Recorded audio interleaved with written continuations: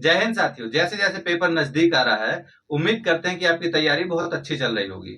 और अगर नहीं चल रही है तो किस चीज का इंतजार कर रहे हैं, क्योंकि आपको भी पता है कि अगर ये मौका हाथ से निकल गया तब दोबारा मौका आपको नहीं मिलने वाला। इसलिए जी जान लगा दीजिए, क्योंकि आप देख रहे हैं पिछले 5 सालों में लगातार पेपर लीक होते जा रहे हैं और सरकार को जो पूर्ण बहुमत नहीं मिला है उसके पीछे एक बड़ा कारण है यही एग्जाम में ट्रांसपेरेंसी का अभाव। और साथ ही साथ उत्तर प्रदेश लोक सेवा आयोग और साथ ही साथ उत्तर प्रदेश पुलिस, ये सभी पेपर लीक हुए हैं।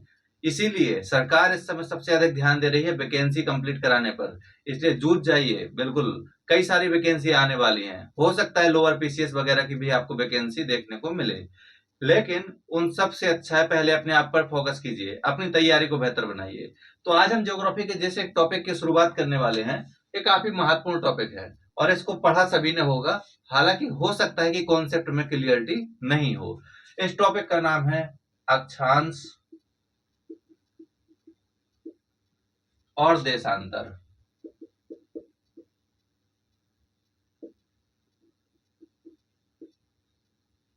इस टॉपिक को जल्दी से जल्दी समझने की कोशिश करते हैं और समझने के बाद हम जानेंगे भारत के अक्षांशीय और देशांतीय विस्तार के बारे में। देखिए, अक्षांश लिखा हुआ है, अक्षांश को इंग्लिश में कहा जाता है लैटिट्यूड। और लैटिट्यूड, लैटी शब्द, लैटी मतलब लेटा हुआ, तो लैटी मतलब क्या होता है? लेटा हुआ। अब समझ लीजिएगा।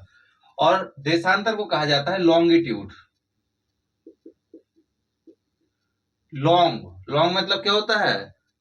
जो लंबा हो। अब देखिए, यह है हमारी पृथ्वी।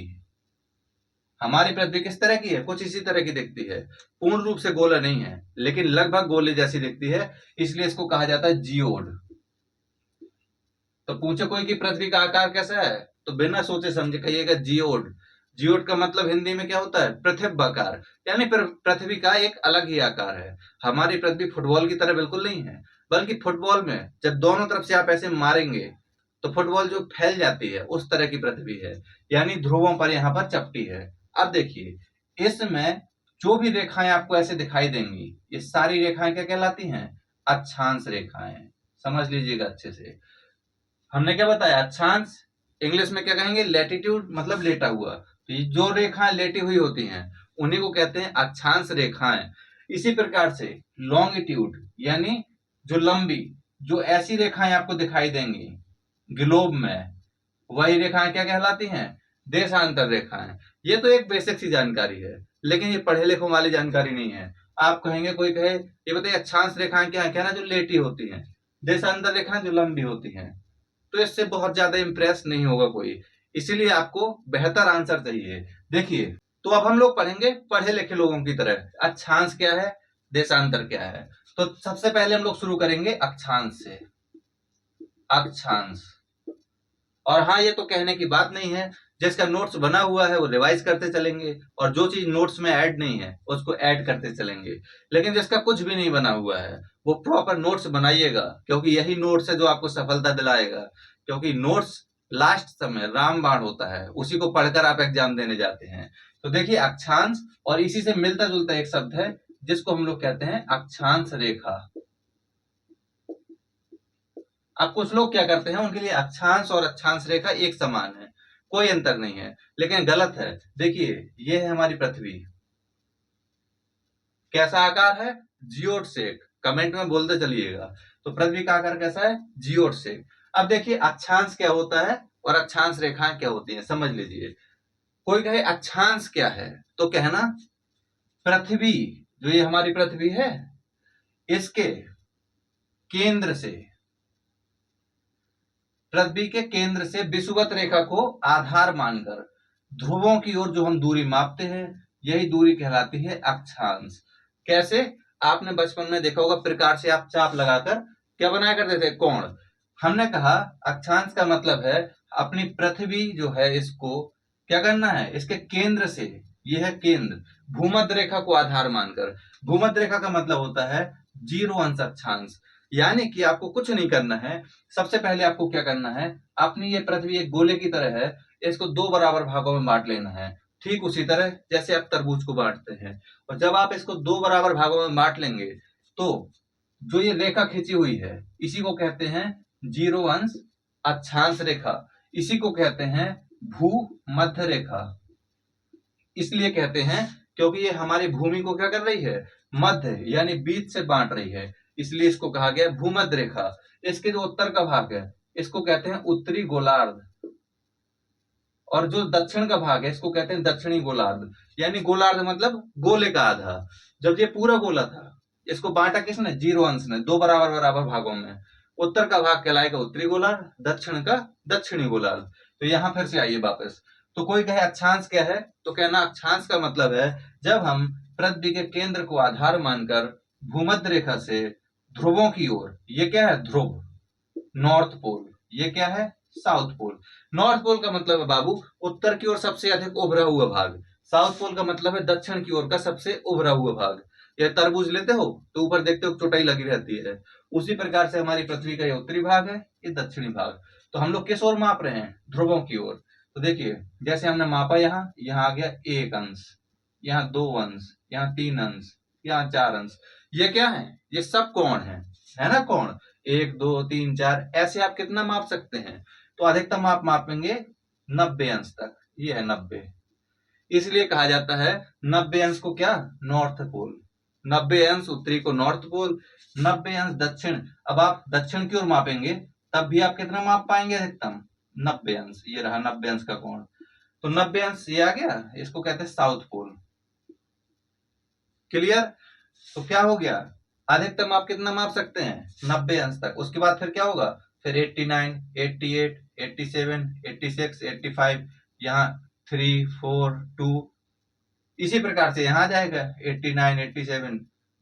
तो इनको क्या कहते हैं, अक्षांश। कोई पूछे अक्षांश क्या है, तो सीधे शब्दों में ये कहना है अक्षांश क्या है, एक कोणीय दूरी। कोणीय दूरी ही है ना ये, तो अक्षांश क्या है, एक कोणीय दूरी। कोई पूछे कैसे निकालेंगे, तो कहना विषुवत रेखा को आधार मान लीजिए और ध्रुवों की ओर जो आप दूरी मापेंगे वही कहलाएगी अक्षांश। फिर कोई कहे कुल कितने अक्षांश हो सकते हैं, तो आपको पता है कि ये क्या है, 0। तो पहले लिख लीजिए एक अक्षांश कौन सा हो गया, 0। उसके बाद अधिकतम आप कहां जा रहे हैं, 90 तक। कितना जाएंगे, 90 तक। उसके बाद यहां अधिकतम कितना जाएंगे, 90 तक। तो 90, 90 180 और एक 181, तो 181। अब कोई पूछे कि कुल अक्षांश कितने होते हैं, तो कुल अक्षांशों की संख्या होती है 181। अब कोई पूछे कि कुल अक्षांश रेखाओं की संख्या कितनी है, तब उसका जवाब 181 नहीं होगा। क्यों नहीं होगा, तो चलिए पहले समझ लेते हैं अक्षांश रेखाएं क्या होती हैं। देखिए हमने आपको अक्षांश बताया, अक्षांश रेखाओं का मतलब होता है दो समान अक्षांशों को मिलाने वाली रेखाएं। जैसे 1 अंश यहाँ है, 2 अंश यहाँ है, 3 अंश यहाँ है, 1 अंश ये है, 2 ये हो गया, 3 ये हो गया। अब आप इनको मिला दीजिए, जो ये रेखा देख रहे हैं आप, ये बनी हुई है, ये क्या होंगी, अक्षांश रेखाएं। समझ में आ गया। तो दो समान अक्षांश यानी एक जैसे अक्षांश को मिलाने वाली रेखाएं अक्षांश रेखाएं कहलाती हैं। अब आप देख पा रहे होंगे ये रेखाएं किस तरह की हैं, ये रेखाएं समानांतर होती हैं, कभी आपस में नहीं मिलेंगी। कहा जाता है ना कि दो समानांतर रेखाएं कभी आपस में नहीं मिलती हैं, तो ये जो रेखाएं हैं कभी आपस में नहीं मिलेंगी। तो आप खींचते जा रहे हैं रेखा, ये 1 हो गई, ये 10 हो गई, ये 30 हो गई। आप लेकिन जब 90 अंश पर जाएंगे, 90 अंश उत्तरी अक्षांश पर, तब यहां पर आप रेखा नहीं खींच पाएंगे, बल्कि यहां पर एक बिंदु होगा, पॉइंट, इसीलिए इसको आप रेखा नहीं मानेंगे। इसी प्रकार से साउथ में आएंगे, 90 अंश साउथ, यहां पर भी एक पॉइंट होगा, तो इसको भी आप रेखा नहीं मानेंगे। तो आपसे क्वेश्चन सीधा सीधा क्या पूछेगा, कुल अक्षांश की संख्या कितनी होती है, तो टोटल अक्षांश कितना है, 181। कोई पूछे अक्षांश रेखाओं की संख्या कितनी होती है, तो इसका जवाब होगा 179, क्योंकि 90 अंश उत्तरी और 90 अंश दक्षिणी, इनको माइनस कर दीजिए क्योंकि ये क्या है, रेखाओं के रूप में नहीं है। तो टोटल कितना हो गया, 179। लेकिन आपसे कोई पूछे कि ये बताइए हम धरती पर अधिकतम कितने अक्षांश खींच सकते हैं, कितनी अक्षांश रेखाओं को, तो कह देना अनंत।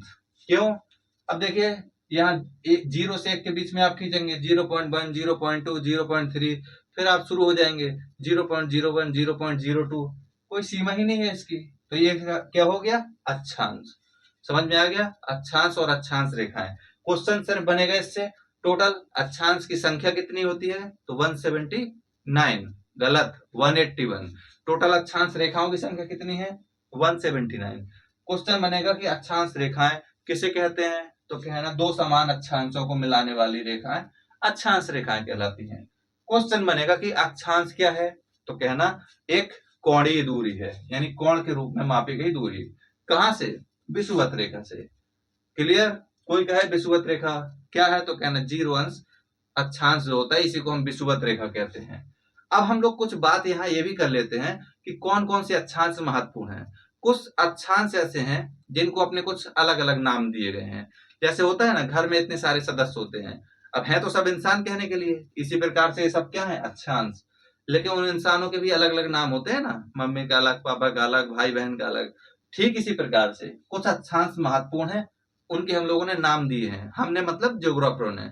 चलिए उन पर बात करते हैं। तो अब हम जानने का प्रयास करते हैं उन अक्षांशों के बारे में जिनसे क्वेश्चन पूछे जाएंगे, डेफिनेटली पूछे जाएंगे, क्योंकि बहुत महत्वपूर्ण है। अब अक्षांश पढ़ लिया, अक्षांश रेखाएं पढ़ ली, अब महत्वपूर्ण अक्षांशों के बारे में भी तो जान लीजिए। तो बड़ा सा एक गोला बनाते हैं, ये देखिए, ये रही हमारी पृथ्वी।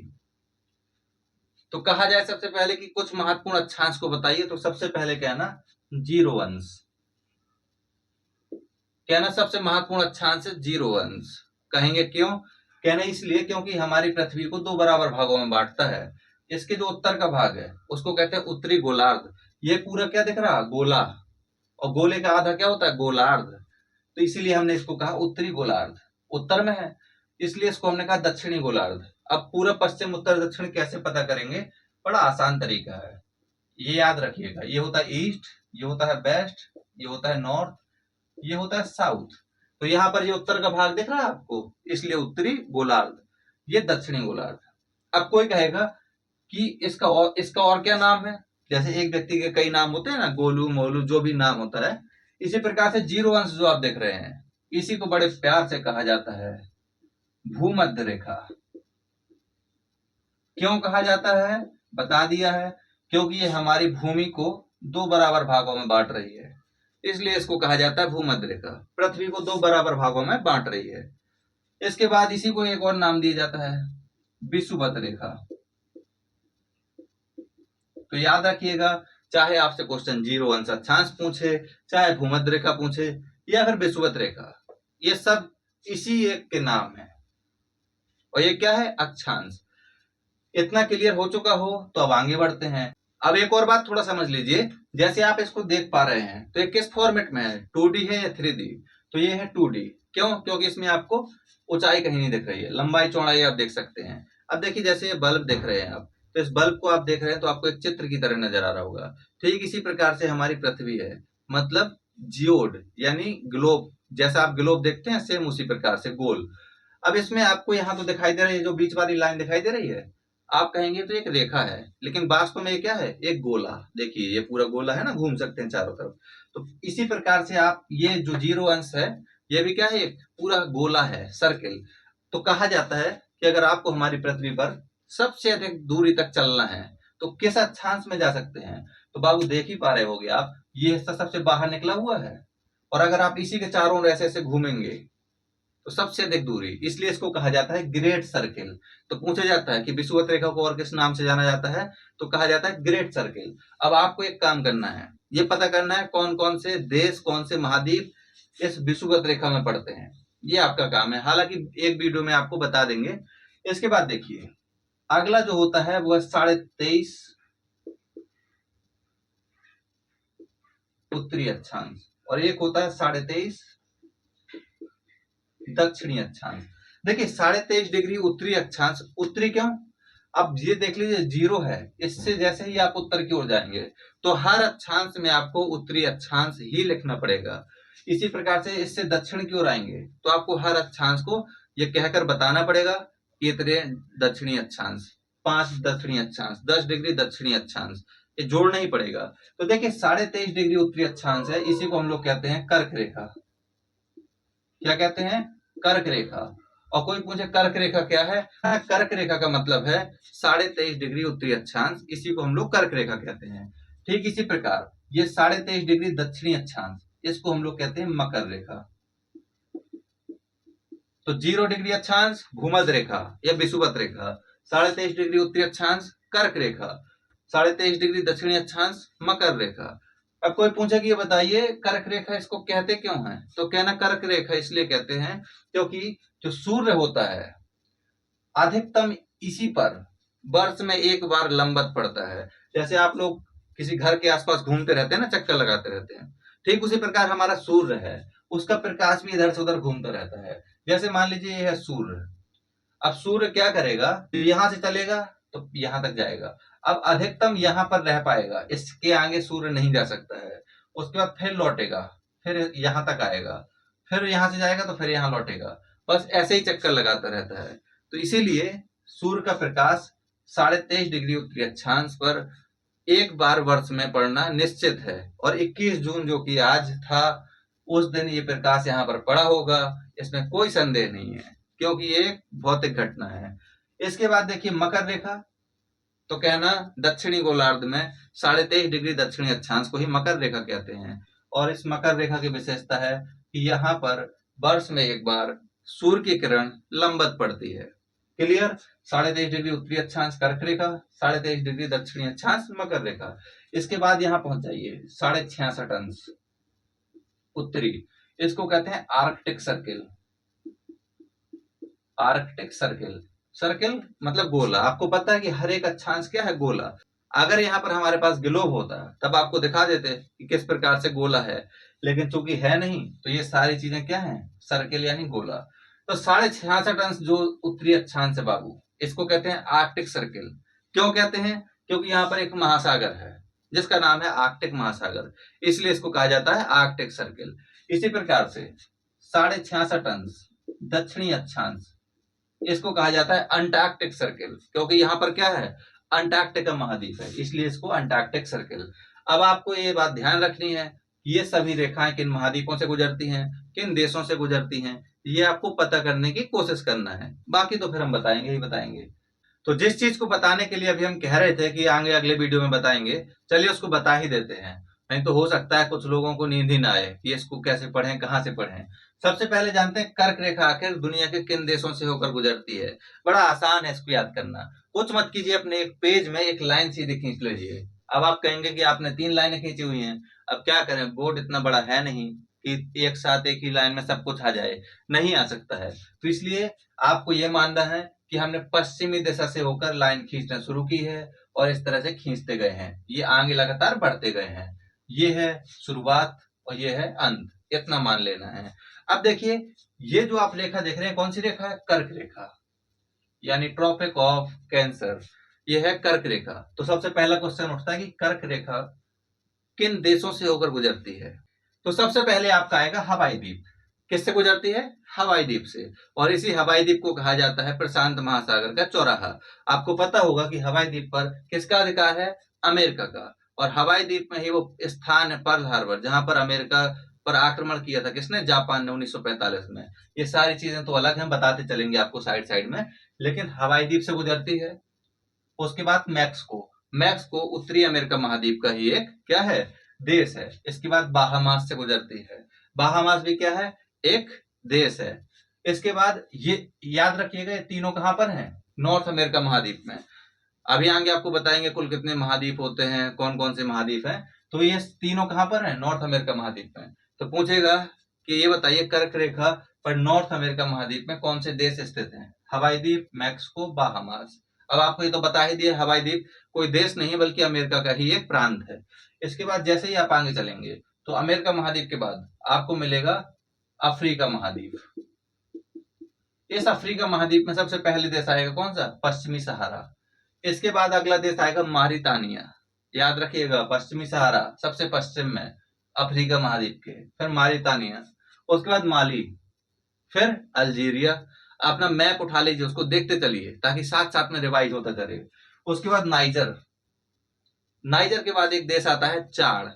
चाड दरअसल आप देखेंगे तो इससे होकर कर्क रेखा नहीं गुजरती है, लेकिन फिर हमने क्यों लिखा है, क्योंकि क्वेश्चन आपसे पूछा जाएगा कि कौन सा ऐसा देश है जिससे टच होती हुई कर्क रेखा गुजरती है, तो वो देश है चाड। चाड ऐसा देश है जिसको टच करती हुई, स्पर्श करती हुई कौन सी रेखा, कर्क रेखा गुजरती है।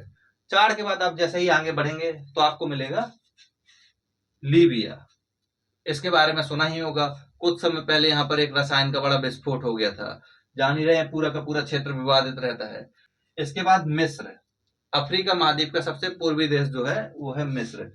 इसके बाद आप पहुंच जाएंगे एशिया महाद्वीप में। तो याद रखिएगा, पश्चिमी सहारा, मारितानिया, माली, अल्जीरिया, नाइजर, चाड, लीबिया, मिस्र, ये सभी देश अफ्रीका महाद्वीप के हैं। इसके बाद आप पहुंचेंगे एशिया महाद्वीप में। इस एशिया महाद्वीप में आपको पहला देश मिलेगा, वो है सऊदी अरेबिया, सऊदी अरब। उसके बाद आगे मिलेगा यूएई, फिर ओमान, उसके बाद अपना भारत। अब यहीं पर जो बुद्धिमान व्यक्ति होगा वो क्या करेगा, एक और लाइन खींच लेगा, उसमें भारत के जिन राज्यों से होकर गुजरती है उन राज्यों को लिख लेगा इसी तरह से, एक साथ पूरा कंप्लीट, एक तरफ देश कंप्लीट और एक तरफ अपना देश भी कंप्लीट। इसके बाद बांग्लादेश अपना पड़ोसी है, इसको भी टच करती है, इससे होकर जाती है। फिर म्यांमार, ये भी पड़ोसी है। उसके बाद अपना प्रबल प्रतिद्वंदी चाइना, सबसे लास्ट में ताइवान, इन देशों से होकर गुजरती है।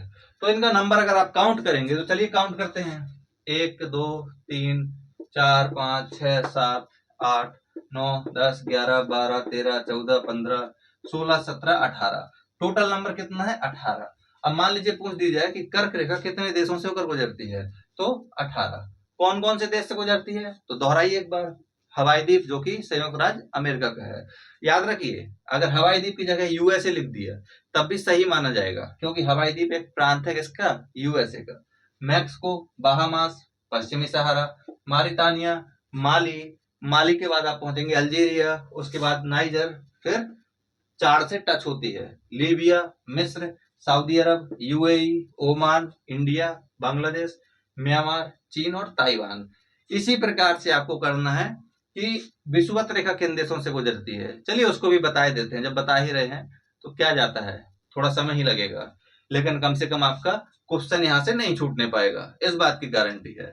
अब ये आपके ऊपर है कि गारंटी कैसे पूरी करनी है। ये यहाँ पर मोदी जी की गारंटी नहीं है, यहाँ पर इस बात की गारंटी कि अगर आप इससे पढ़ लेंगे और अच्छे से पढ़ लेंगे तो क्वेश्चन जो आएगा उसको आप सॉल्व कर सकेंगे। अब ये गारंटी नहीं दे रहा है कोई कि आप एक बार वीडियो देख लिए, अब क्वेश्चन आपसे गलत कभी नहीं हो सकता है अगर ठीक से नहीं पढ़ेंगे, दिमाग कहीं और रहेगा तो। चलिए अब देखते हैं कि विषुवत रेखा से आखिर कौन कौन से देशों से होकर गुजरती है। हाँ, तो आप बोर्ड पर जो देख पा रहे हैं ये सभी उन देशों के नाम हैं जिन देशों से होकर भूमध्य रेखा या विषुवत रेखा गुजरती है। अब आपको ये सब नाम हो सकता है कि पहली बार सुने हो, इसका विकल्प ये है कि आपको जब मैपिंग की क्लास कराएंगे तो जितने भी बाबू ये सब नाम जान रहे हैं, ये नाम ही नहीं बल्कि इनके बारे में सब कुछ आपके दिमाग में और उंगलियों में होगा, लेकिन प्रॉपर ये क्लास चलती रहे और साथ ही साथ अगर आप पढ़ते रहे तब। चलिए फिलहाल जानते हैं कि विषुवत रेखा किन देशों से होकर गुजरती है। सबसे पहला देश आपको मिलेगा इक्वाडोर। इक्वाडोर कहाँ पर है, साउथ अमेरिका महाद्वीप में। अपने मैप को ओपन कीजिएगा और मैप में कहाँ पर देखना है आपको, मैप आप एटलस का ले लीजिए, किसी का भी ले लीजिए, कोई फर्क नहीं पड़ता, ये सब आपको हर जगह मिलेगा। तो वहां पर आपको इक्वाडोर नाम का एक देश मिलेगा, सबसे पश्चिम में होगा। उसके बाद आपको मिलेगा कोलंबिया, ये भी कहां पर है, साउथ अमेरिका में। फिर आपको मिलेगा ब्राजील, ये भी कहाँ है, साउथ अमेरिका में। तो यहीं से क्वेश्चन उठ जाता है कि साउथ अमेरिका में किन देशों से होकर विषुवत रेखा गुजरती है, या फिर पूछ देगा साउथ अमेरिका में किन देशों से विषुवत रेखा नहीं गुजरती है। 3 ऑप्शन दिए हैं, एक और कोई नाम दे देगा, एक और नाम दे देगा, अब आप खोजिए। तो इसीलिए ये तीनों देश कहां पर हैं, नॉर्थ नहीं बल्कि साउथ अमेरिका में। कहा, साउथ अमेरिका महाद्वीप में। इसके बाद आप पहुंच जाएंगे अफ्रीका महाद्वीप में। अफ्रीका महाद्वीप में एक देश है साओ टोम प्रिंसिप, बड़ा छुटकू सा देश है, आपको हो सकता है दिखाई भी ना दे। आप पड़ोसियों से पूछेंगे ये देश कहाँ है, गूगल सर्च करेंगे, इतना कष्ट नहीं करना है। आपको सिर्फ एक काम करना है कि जहां पर गैबोन लिखा हुआ है उसके एकदम बगल में पश्चिम में देखना, समुद्र में जाकर जहां गिनी की खाड़ी है वहां पर आपको दिखाई देगा साओ टोम प्रिंसिप, बड़ा छोटा सा लिखा होगा। इसके बाद गैबोन, ये भी कहाँ है, अफ्रीका में। हम लोग चल कैसा रहे हैं, पश्चिम से पूर्व की ओर, ये है पश्चिम और ये है पूर्व।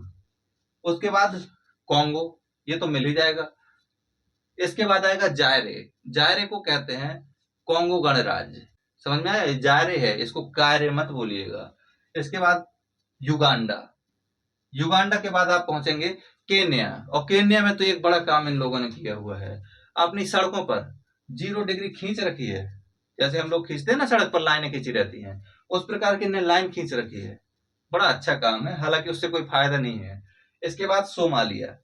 और जैसे आप सोमालिया पहुंच जाएंगे तो आप ये मान लीजिए हम लोग अफ्रीका महाद्वीप के देशों से बाहर आ गए हैं। तो कौन कौन से देश? Gabon, Congo, जायरे, Uganda, Kenya, Somalia, ये सभी देश अफ्रीका महाद्वीप के देश हैं। इसके बाद आप आइए मालदीव, इंडोनेशिया और किरावती, ये तीनों ही एशिया महाद्वीप के देश हैं। ये हालांकि बेसिकली कहीं ना कहीं ओसेनिया महाद्वीप के अंतर्गत आता है, लेकिन इसको ज्यादा उलझने की जरूरत नहीं है, बस ये नाम आपको याद होने चाहिए। तो चलिए एक बार दोहराइए। सबसे पहला कौन? इक्वाडोर, उसके बाद कोलंबिया, उसके बाद ब्राजील, ब्राजील के बाद साओ टोम प्रिंसिप, फिर गैबोन, गैबोन के बाद कॉन्गो, कॉन्गो के बाद जायरे, जायरे के बाद युगांडा, फिर केन्या, उसके बाद सोमालिया, फिर मालदीव, फिर इंडोनेशिया और लास्ट में किरावती। अब इतना तो उम्मीद करते हैं कि इसको बार बार दोहराइएगा। खड़े रहे हैं, जैसे मान लीजिए कहीं खड़े हुए हैं तो दोहरा लीजिए एक बार, लाइन याद हो गया आपको। ऐसे कर करके जब आप बार बार रिवाइज करते रहेंगे तो ये सब आपको पढ़ने की जरूरत नहीं पड़ेगी, ये आपके दिमाग में बैठ जाएगा एकदम। अब इसी प्रकार से चलिए ये भी जान लेते हैं कि मकर रेखा किन देशों से होकर गुजरती है। ये भी जानना जरूरी है, जब करा ही रहे हैं तो पूरा करा देते हैं। अब आप अपने सामने जो ये देख पा रहे हैं, ये दरअसल उन देशों की सूची है जिनसे होकर मकर रेखा गुजरती है। तो चलिए एक एक करके, अध्ययन का क्रम पश्चिम से पूर्व की ओर चलना है। क्लियर? तो एटलस में उठाइए, सबसे पहले पश्चिम में कौन सा महाद्वीप आएगा? सबसे पहले आएगा साउथ अमेरिका महाद्वीप। तो सबसे पहले आपको मिलेगा एक देश जिसका नाम है चिली, उसके बाद अर्जेंटीना, उसके बाद पराग्वे, उसके बाद ब्राजील।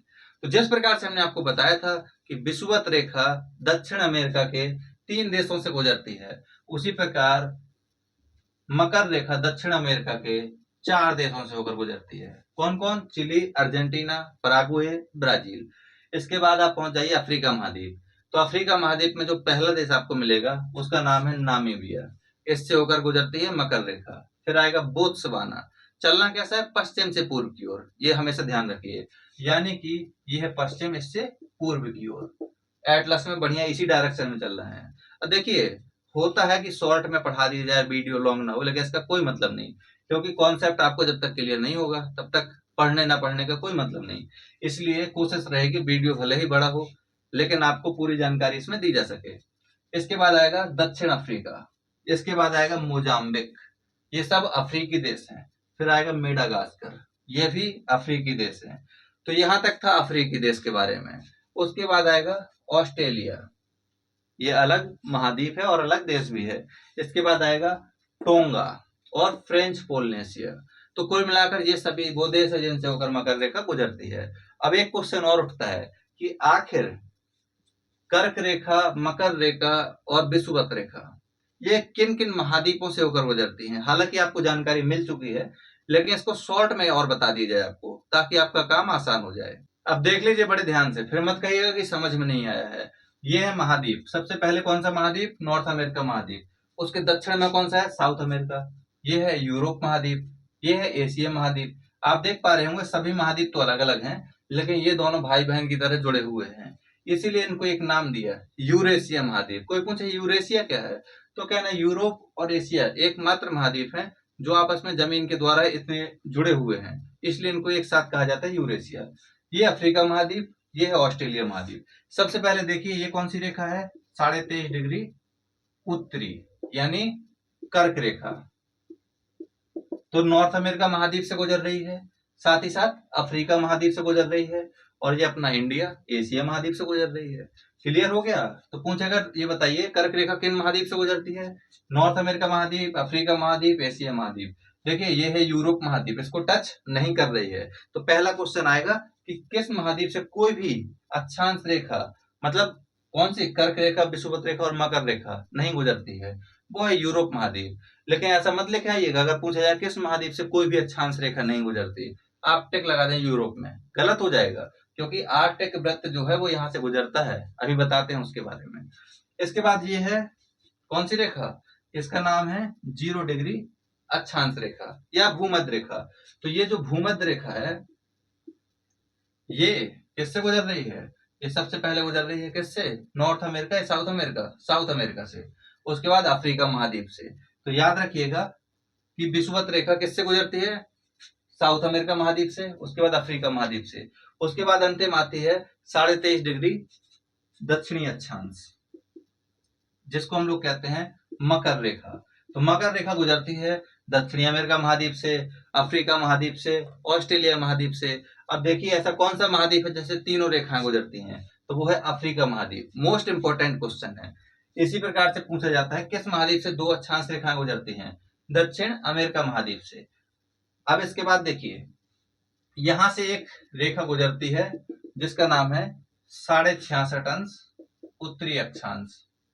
इसी को हम लोग कहते हैं आर्कटिक सर्किल या आर्कटिक वृत्त। इसलिए कहते हैं क्योंकि यहाँ पर जो एक महासागर फैला हुआ है ना, पानी पानी भरा हुआ है, इसका नाम है आर्कटिक महासागर। तो 66.5 अंश यहाँ से गुजरती है। इसी प्रकार 66.5 अंश जो दक्षिणी अक्षांश है वो यहाँ से गुजरती है। यहाँ पर अंटार्कटिका महाद्वीप है, क्लियर, इसलिए इसको अंटार्कटिक सर्किल कहा जाता है। तो अब इतना तो उम्मीद कर ही सकते हैं कि ये पूरा कॉन्सेप्ट समझ में आ गया होगा। अब देखिए जिस तरह से हमने अक्षांश रेखाओं को पढ़ा हुआ है, अब जल्दी से कोशिश करते हैं देशांतर रेखाओं को पढ़ने की और समझने की। कोई पूछे देशांतर रेखाएं क्या होती हैं, तो कहिएगा उत्तरी ध्रुव तथा दक्षिणी ध्रुव को मिलाने वाली रेखाएं देशांतर रेखाएं कहलाती हैं। कौन सी? उत्तरी ध्रुव तथा दक्षिणी ध्रुव, यानी 90 अंश उत्तरी अक्षांश और 90 अंश दक्षिणी अक्षांश को मिलाने वाली रेखाएं क्या कहलाएंगी? देशांतर रेखाएं। लॉन्गिट्यूड इंग्लिश में कहते हैं, मतलब जो लंबी है। अब एक और बात समझ लीजिए, अब जिस प्रकार से हमने 0 अंश अक्षांश रेखा मानी हुई थी जो 2 भागों में पृथ्वी को बांटती थी, इसी प्रकार से मान लीजिए कि कोई एक तरबूज है, उसको लंबा बांटना है बीच से। तो इसीलिए क्या किया कि सबसे पहले एक रेखा खींची जिसका नाम दिया 0 अंश देशांतर रेखा। क्या नाम दिया? 0 अंश देशांतर रेखा। ये इसलिए खींची कि मान लीजिए आपको एक गोला दे दिया जाए और कहा जाए ये बताइए इस गोले में शुरुआत कहां से आप मानेंगे, गोले में शुरुआत कहां से हुई, तो आप क्या करेंगे? टिक लगा लेंगे, कहेंगे चलो ये मानते हैं कि ये गोला शुरू है, तब जाकर एक चक्कर पूरा लगाएगा, तब वहां आएगा, तब मानेंगे एक चक्कर पूरा लगा लिया। ठीक इसी प्रकार से पृथ्वी पर समय का निर्धारण करने के लिए देशांतर रेखाओं की कल्पना की गई। और देखिए देशांतर रेखाओं को कहा जाता है यामयोत्तर। क्या कहा जाता है? यामयोत्तर। अगर कहीं 0 डिग्री यामयोत्तर कहा जाए तो कंफ्यूज मत होइएगा। इसीलिए देखिए जो 0 अंश देशांतर रेखा खींची गई, माना गया कि जिस प्रकार से जो भूमध्य रेखा थी इसके उत्तर का भाग कहलाता था उत्तरी गोलार्ध, दक्षिण का भाग कहलाता था दक्षिणी गोलार्ध, ठीक उसी प्रकार से इस 0 डिग्री देशांतर रेखा के पूर्व का भाग कहलाएगा पूर्वी गोलार्ध और ये पश्चिम का कहलाएगा पश्चिमी गोलार्ध। तो 0 डिग्री देशांतर रेखा को कहा जाता है अंतरराष्ट्रीय समय रेखा, क्योंकि पूरी दुनिया का समय इसी से निर्धारित होता है। अब ये अलग क्वेश्चन है, ये आपके लिए जरूरी नहीं है जानना कि आखिर 0 डिग्री को ही यहां से क्यों गुजारा, कहीं से भी गुजार सकते थे। तो सीधी बात है कि एक सम्मेलन हुआ, उसमें यह तय हुआ कि ब्रिटेन का एक शहर है जिसका नाम है ग्रीनविच, ये रहा, इससे होकर एक रेखा गुजरेगी काल्पनिक, इसी का नाम होगा 0 डिग्री देशांतर रेखा। और पूरी दुनिया का समय इसी ग्रीनविच समय के आधार पर निर्धारित होगा। अब कैसे होगा ये किसी और वीडियो में बताएंगे कि समय का निर्धारण कैसे होता है, लेकिन फिलहाल समझ लीजिए। तो अब कहा जाए आपसे कुल कितनी देशांतर रेखाएं खींची जा सकती हैं, तो आप खींचते जाइए यहां से 1 2 3, कितनी खींच सकते हैं?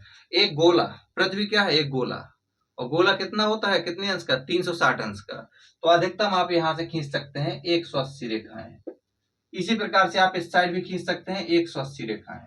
तो अब आपसे पूछे कोई ये बताइए देशांतर रेखाएं कितनी है टोटल, तो आप तुरंत क्या कहेंगे? 180 प्लस 180 प्लस एक ये भी तो है 0 वाला, तो आप कहेंगे 361। लेकिन आपका जवाब गलत होगा। क्यों गलत होगा बताते हैं उसके पीछे। मान लीजिए आपको एक पेपर दिया जाए, उस पेपर में आप जैसे बोर्ड मान लीजिए क्या है पेपर, इस पेपर में ये जो आप देख रहे हैं ये 180 अंश कौन सा? पूर्वी देशांतर, और ये वाला जो आप देख रहे हैं 180 अंश पश्चिमी देशांतर। अब आपसे कहा जाए कि इनको मिलाकर एक गोला बनाइए, तो आप जैसे ऐसे फोल्ड करेंगे तो ये वाला जो 180 था और ये वाला 180 ये आपस में मिल जाएंगे। तो इसीलिए 180 180 और 0 नहीं बल्कि 179, 180 और 0, तो टोटल देशांतर रेखाओं की संख्या हो गई 360। उम्मीद करते हैं समझ में आ गया होगा। यानी हमारी पूरी पृथ्वी गोल है और 360 अंश का एक गोला होता है, जैसा कि हम सभी को पता है। तो कुल कितने देशांतर रेखाएं खींची जा सकती हैं? 360। एक और बात याद रखिएगा, जहां 2 अक्षांश रेखाएं कैसी थी? समानांतर, यानी आपस में कभी नहीं मिल रही थी, वही देशांतर रेखाएं समानांतर नहीं है क्योंकि सभी रेखाएं कहां पर मिल रही हैं, सभी रेखाएं ध्रुवों पर मिल रही हैं। इसलिए क्वेश्चन पूछा जाएगा कि देशांतर रेखाएं समानांतर होती हैं, तो गलत में टिक लगाइएगा, क्योंकि समानांतर नहीं होती हैं। कोई पूछेगा ये बताइए देशांतर रेखाओं की सबसे अधिक लंबाई कहाँ होती है, दूरी, मतलब आपसे कहा जाए कि इनके बीच में चलिए, तो सबसे अधिक कहाँ चल पाएंगे, यहाँ नहीं, यहाँ नहीं, यहाँ। तो दो देशांतर रेखाओं के बीच की दूरी सबसे अधिक कहाँ होगी, ये होगी विषुवत रेखा के पास। कितनी होगी, 111.3 किलोमीटर होती है। यानी अगर आपको एक देशांतर से दूसरे देशांतर पर जाना है तो आपको 111 पॉइंट कुछ किलोमीटर चलना पड़ेगा। कोई पूछे दो अक्षांश रेखाओं के बीच की दूरी कितनी होती है, ये भी होती है 111 किलोमीटर। कंफर्म, ये याद रखिएगा, ये फैक्चुअल इंफॉर्मेशन है। इसी के साथ साथ एक और चीज याद रखिए कि 180 अंश जो देशांतर रेखा है, इसके आधार पर जो तिथि है, जैसे सोमवार, मंगलवार, बुधवार, इसका निर्धारण किया जाता है। इसलिए 0 डिग्री देशांतर को कहते हैं अंतरराष्ट्रीय समय रेखा, 180 अंश देशांतर को कहते हैं अंतरराष्ट्रीय तिथि रेखा। अब आपको जल्दी से ये भी बता देते हैं कि 0 अंश देशांतर रेखा किन देशों से होकर गुजरती है, ये भी जानना बहुत जरूरी है।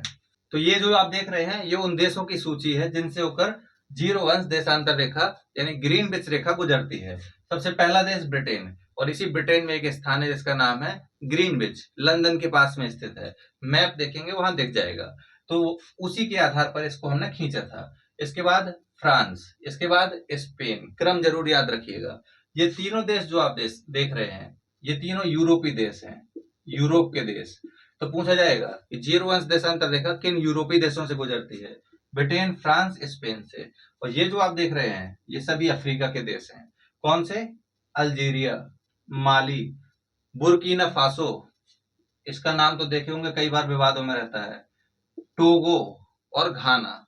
ये सभी देश याद रखिएगा, ब्रिटेन, फ्रांस, स्पेन, अल्जीरिया, माली, बुर्किना फासो, टोगो और घाना, ये सभी देश वो हैं जिनसे होकर 0 डिग्री देशांतर रेखा गुजरती है। अब देखिए 0 डिग्री से जैसे आप इस साइड को जाएंगे, इस साइड, ये क्या कहलाएगा, पूर्वी गोलार्ध।